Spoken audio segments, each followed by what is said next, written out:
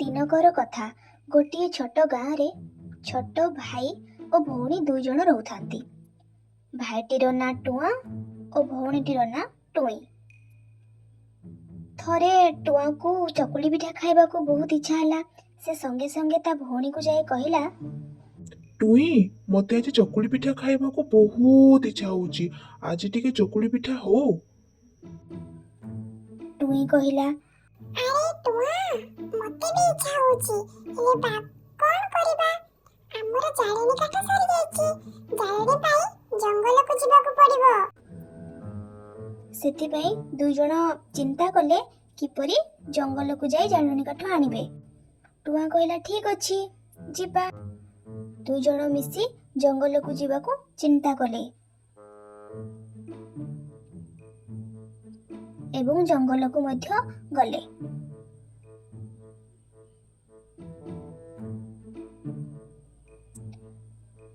ଦୁଇ ଜଣ ମିଶି ଜଙ୍ଗଲକୁ ଜାଳେଣୀ କାଠ ପାଇଁ ଗଲେ ଏବଂ ଜାଳେଣୀ କାଠ ସଂଗ୍ରହ କରୁଥାନ୍ତି।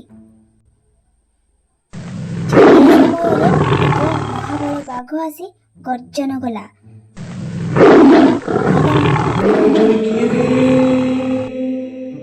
ମୁଁ ତାକୁ ଆଜି ଖାଇବି।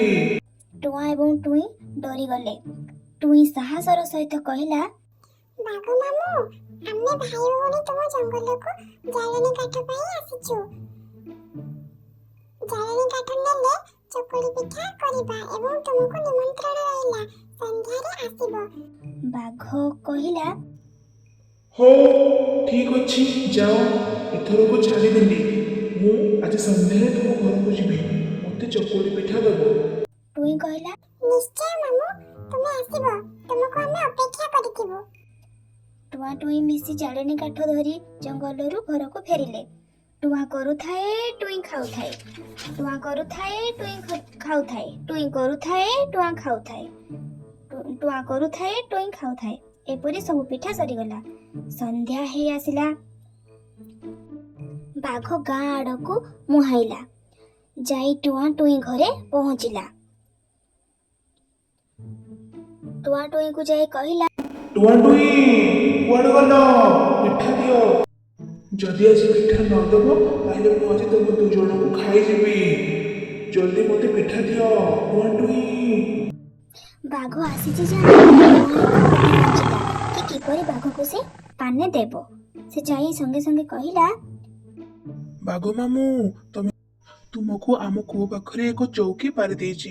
ତୁମେ ଯାଇକି ସେଇଠି ବସ। ଟୁଇଁ ତୁମ ପାଇଁ ପିଠା ନେଇ ଆସୁଛି। ଚୌକି ଉପରକୁ ଯିବାକୁ ରାଜି ହେଇଗଲା। ଯେତେବେଳେ ସେ ଚୌକି ଉପରକୁ ଗଲା, ଚୌକି ଉପରେ ବସିଲା, ଚୌକି ଖଟ ଖଟ ହେବାରେ ଆରମ୍ଭ କଲା ଏବଂ ଖଟ ଖଟ ହୋଇ ବାଘ ମାମୁଁ କୂଅ ଭିତରେ ଛଟପଟ ହୋଇ ପଡ଼ିଗଲା। ଟୁଆଁର ଉପଯୁକ୍ତ ସମୟରେ ବୁଦ୍ଧି ଖଟା ଥିବାରୁ ଦୁହେଁ ବାଘ କବଳରୁ ବଞ୍ଚି